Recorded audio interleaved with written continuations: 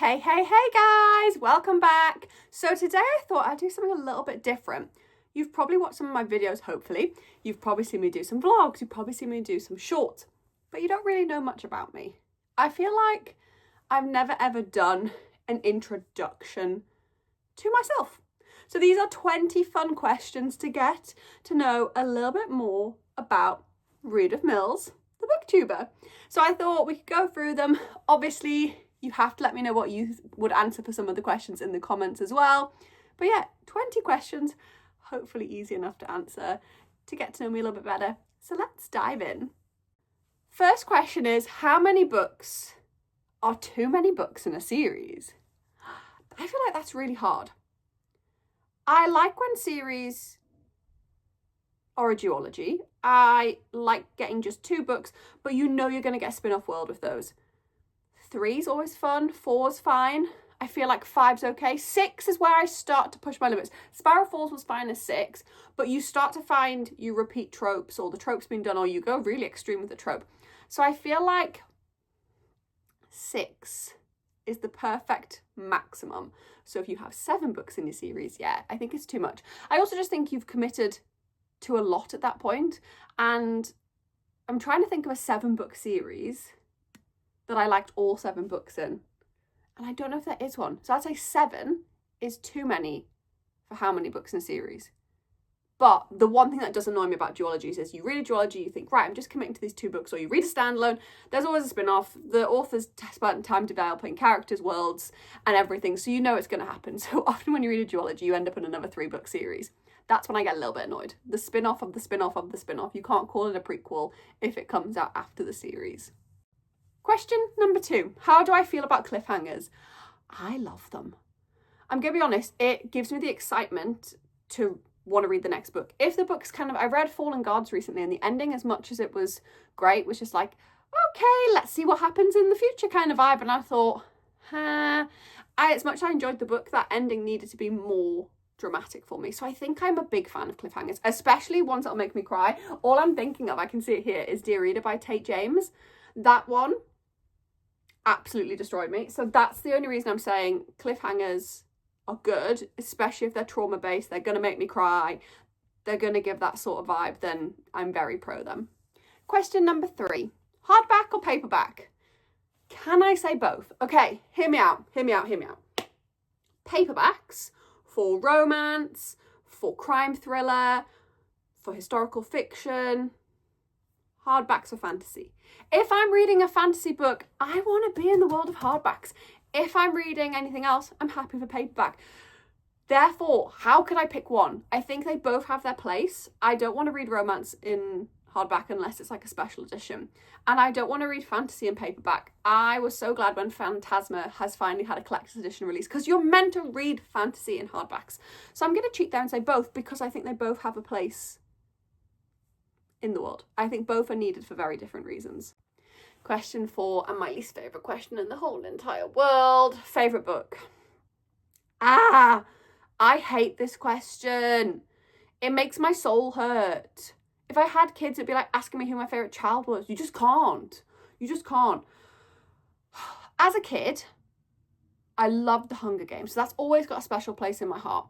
But I read so many good books as a kid. But that one I remember was probably the first time I made a true decision on what I was going to read without the influence of anybody else. I remember just picking that one up and thinking, yeah, I don't know how I picked it up. I just remember it wasn't enforced on me.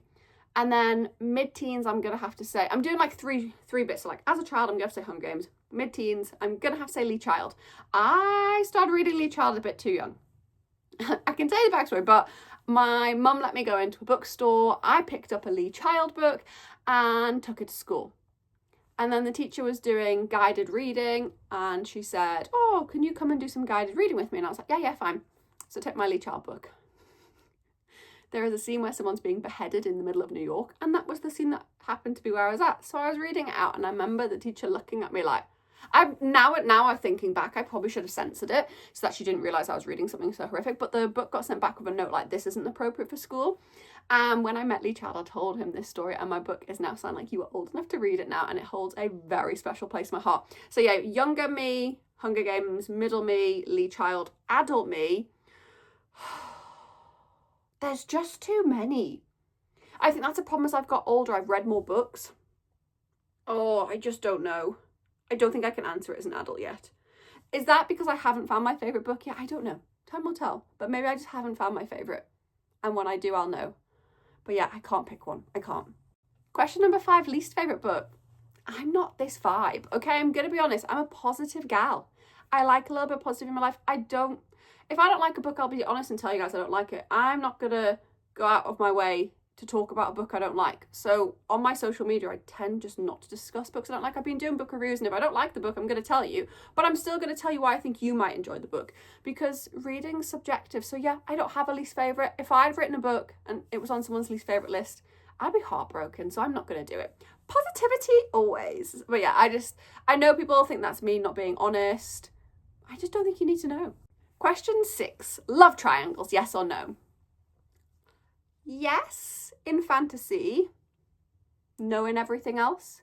Like in life, if you're going to, why choose different? But in your life, if you're going to sit in a little love triangle, you deserve to have neither of them. Like, make a choice, make a decision. In fantasy, there's something so good about a good versus bad love triangle. Like, oh, it just gets the best reaction from me ever. I'm thinking of The Wolf King, like, oh, love it. But in romance, unless you're going to do why choose or throw a little bit of throuple into there, nah, it's not needed. So again, I've kind of said yes and no. But overall, no. It has to be done so well. So I'm going to vote overall no. Question 7, the most recent book you couldn't finish.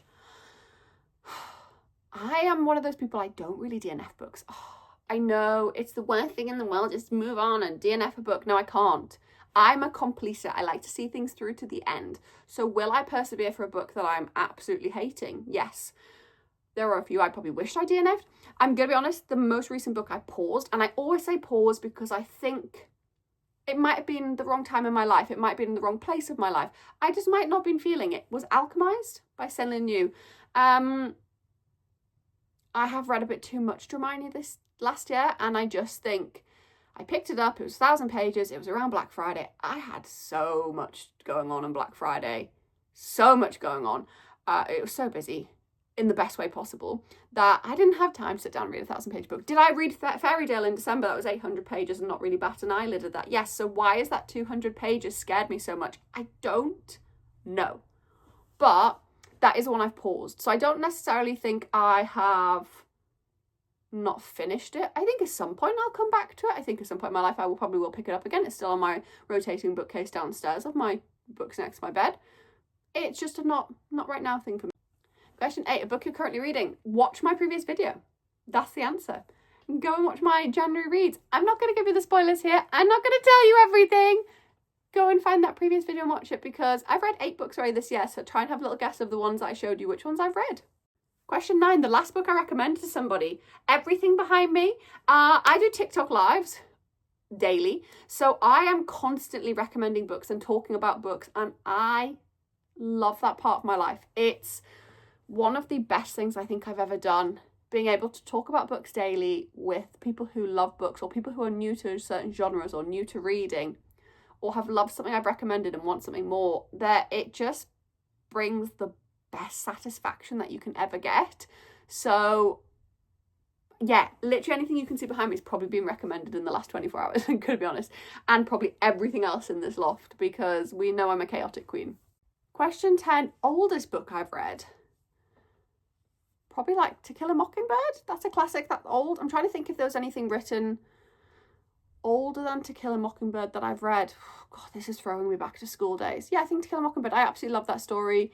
I love the film of it as well, of Gregory Peck. My grandma loves Gregory Peck. We talk about To Kill a Mockingbird a lot. Yeah, I absolutely love it. I've seen the stage adaptation of it. It was amazing. I'm trying to read more classics this year, so maybe I'll get one that's older than that. The classic I'm hoping to read in January is Wuthering Heights. But yeah, I think To Kill a Mockingbird's probably the oldest book I've ever read. Probably. I actually don't know, but I really do love that book, and I think everybody should read some classics. Not all classics are going to be for you, but there are some that you should read that aren't just forced school reading. Question 11, newest book I've read. Technically, Honor which I'm just about to finish by Danielle Baker because this came out on the 8th of January. So technically this is the newest book I've read. I mean, I have some advanced copies, but then they're not in the world. They're not in the ether yet. So can I count them? I don't know. Because if that is the case, then Thornbird by L. Kennedy, that comes out in July, because technically I read a book 6 months before it even comes out. And it was amazing.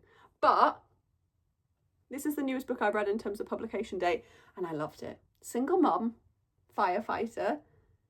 She's widowed. He lives next door, and it's her brother's best friend.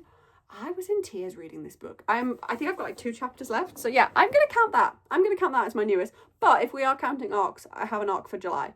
So that could win. Question 12, favourite author. It's like favourite book. That's just mean. Okay. I feel like I'm going to make a mistake here. Catherine Cowles. L.J. Shen.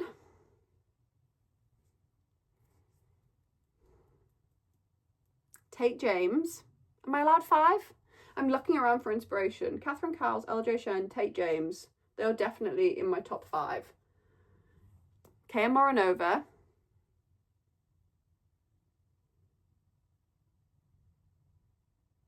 Steve Kavanagh? I think top 5's allowed. That will change on a daily basis. But as of right now, Catherine Cowles, not in any particular order. Catherine Cowles, L.J. Shen, Tate James, Kaya Moranova, and Steve Kavanagh. I think Steve, Michael Connolly, or Lee, it's going to rotate between the 3 of them depending on who I've most read recently. Then you've got 3 dark romance authors and 1 more standard romance. But honestly, I love all the authors. But if I had to pick a few, I mean, if you see it behind me right now, I love it. I'm going to be honest. If it's behind me on the shelves, it's because I love it. I tend not to keep books I don't love. Question 13, buying or borrowing books? Buying. There's a reason I have a library in my loft. Buying. I have an addiction. It needs feeding. Book buying, book reading, very different addictions. The buying needs to be fed sometimes a little bit more than the reading. It just depends on the mood I'm in. But yeah, book buying. Look, I'll borrow books off friends, but there's just something nice knowing it's your book. I also hate lending books to people. I do it, but if someone bends a page or breaks a spine, there are certain books that will never be lent. Like this series here ain't going to nobody. That is my indie collection, and I ain't letting it. Like this whole row here actually is all indie books. So I'm being honest, none of those are being lent out. They ain't going to anybody. But yeah, buying books, there's just something so nice about it. It scratches an itch. It's just that who's gonna say borrowing? It's so much better to buy a book. Mass consumerism probably, but I love it. Question 14, a book that you dislike that everyone seemed to love. Again, I just don't feel like hating on anyone, but I feel like I have to say it. Say You'll Remember Me by Abby Jimenez. It wasn't Abby's style of writing. It was actually the story I found hard to connect with. So this girl has to move back to look after her mother. You can tell she's a middle child. I think that's why I don't connect with it.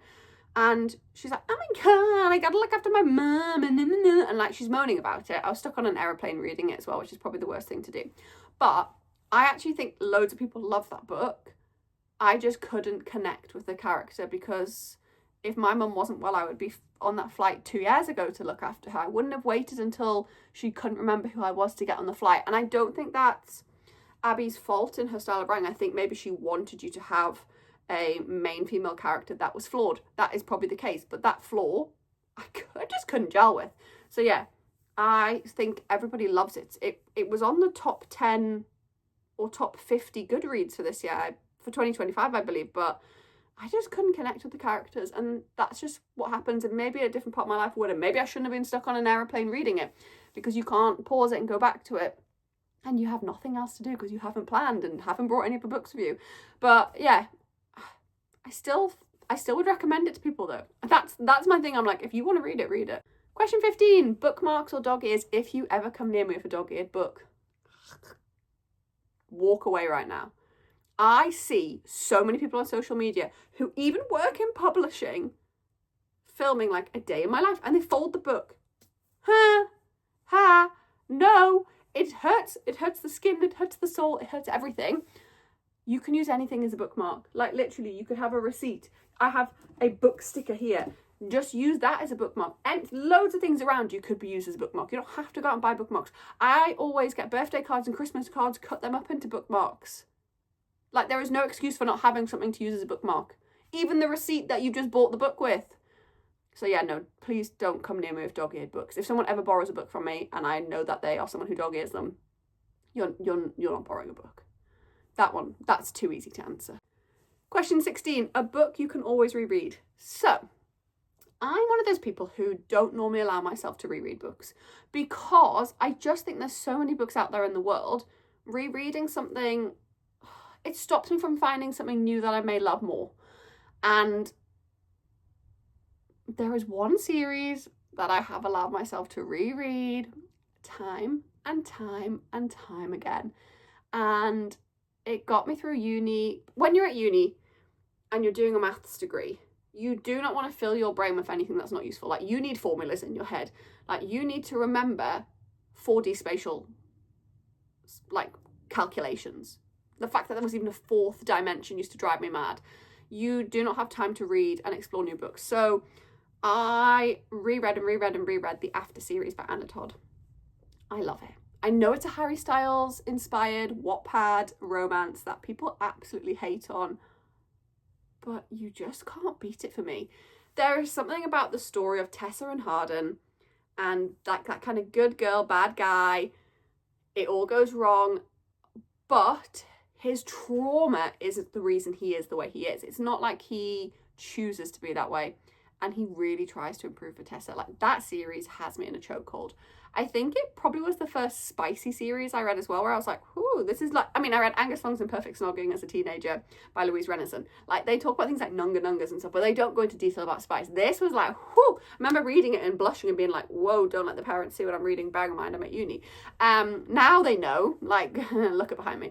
But I think that was one of the series that was such a comfort read to me. I have a comfort TV show, which is Gavin and Stacey, and After by Anna Todd was my comfort read, to the point where I think I've bought the books 4 times now, because I've absolutely, like, as much as I say I don't ruin books, because of the amount of times I've read them, I have ruined them. I've cried at that book, I've laughed at that book, I've got anger at that book. Like, I have every emotion when I read it. I didn't have a reread of it probably since 2021, so I feel like for the last few years I haven't reread it, but maybe that's because things are more settled now, and like, you're not studying and you're not, like, I have my house, you're not, you know, there's just lots of things that are more settled. I'm definitely more settled than I ever have been. So yeah, but I love that series and I would reread it. Question 17, can you read while listening to music? Yes. Nothing stops me from reading. I think I can hyper-focus on reading in most public situations. Even put me on a train, it doesn't bother me. Put me on a plane, I just go in the zone. If I'm with my family and they're watching something on telly and I just want to read my book, I will sit in the same room with them as read. But in the evening, I like to light a candle, a nice, real strong, smelly candle. I like to put on my reading music, which is just piano music. It doesn't have to have, well, I don't want words necessarily, but I could read to words. But yeah, I put my piano music on and I just escape into my book for an hour. It is the most relaxing thing. It helps me sleep. I've been doing it more this year than ever, and it's so good. Like, if you have Spotify, there's so many reading playlists that you can find. Just search like reading playlist and you can escape. Sometimes though, they'll do like a song, you know, and do piano for it, and then I'm like da da da singing along to it, and I realise that I've been singing along to it for a while. But yeah, I definitely can. I can read with any background noise. Question 18, one point of view or multiple? Multiple. I need to know what the main male character is feeling in the romance. So often when you read romance, you get a female main character and you know she likes the guy. It's obvious. And he knows she likes her. But he's more secretive or suave, or he's a bit more edgy or cool or bad or whatever the thing is. I love being inside his head. Like in a Grumpy Sunshine, I'm going to think Cash, in that, you would just think from her point of view that this guy thinks she has dirt on his shoe. No. He secretly is yearning for her, but to her face he doesn't. So if you weren't reading his chapters, you wouldn't know that he was yearning for her. And I think that's why it is my favourite thing ever to read multiple points of view, especially with second chance romance and especially with Grumpy Sunshine. Like, those two in particular, they're just so good. They're just so good. There's something so addictive about it. Question 19, do I read a book in one sitting or multiple days? Normally one sitting. I'm a mood reader and I'll jump in and out of books, but if I'm loving a book or I can focus on the book for long enough, this sounds bad, but I'll read it in one go. I've read eight books already this year. and there's been 9 days in the air. That gives you a bit of a clue on how late I'm filming this video again for Sunday. It's Friday, so I'm 2 days in advance, which is pretty good for me. But yeah, I prefer to read a book in one sitting. I often feel like if I leave the world, even if I go into another book, it's fine, but I like to just read it. But maybe I have to answer multiple days because of the fact that I read multiple books at the same time. I think I'm going to have to go multiple days. I'm changing my answer. I think I'm going to have to go multiple days because of that. Then question 20, which is the final question. Your most anticipated read for this year? That's really hard. I'm going to try and do 3. I think 3 is acceptable. So one of them is continuing with the Villain series by L.J. Shen. I read Bad Bishop last year and loved it, and it's going to be a 7-book series, and I'm really excited for where book 2 is going to take us. So I feel like that's got to be the first one. I'm just having a look to see inspiration wise what else I would say. I think I'm going to do 2 authors, maybe anything K.M. Moronova publishes. So if I'm going to get a K.M. Moronova book in 2026, we have Bulletproof. And then I think we are getting the second to Once Upon a Demon's Heart, hopefully. So both of those, but I'm going to put them in second place because that's fair. And then my third book.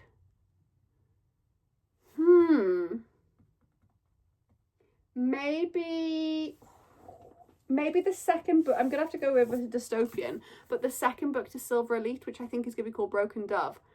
I love this book. There's a lot of conversation around who Danny Francis is and if it's a pen name. I honestly don't care. I love this book so much. Do not focus on that pen name. That just wastes your time. Just read this book and enjoy it because it's amazing. And I think a lot of people focused on that and didn't realise the masterpiece that this was. So yeah, maybe Broken Dove as well. So I feel like that covers a mafia, a dark romance, a fantasy, and a dystopian. So I feel like I've covered everything there, but yeah, they would be my most anticipated reads.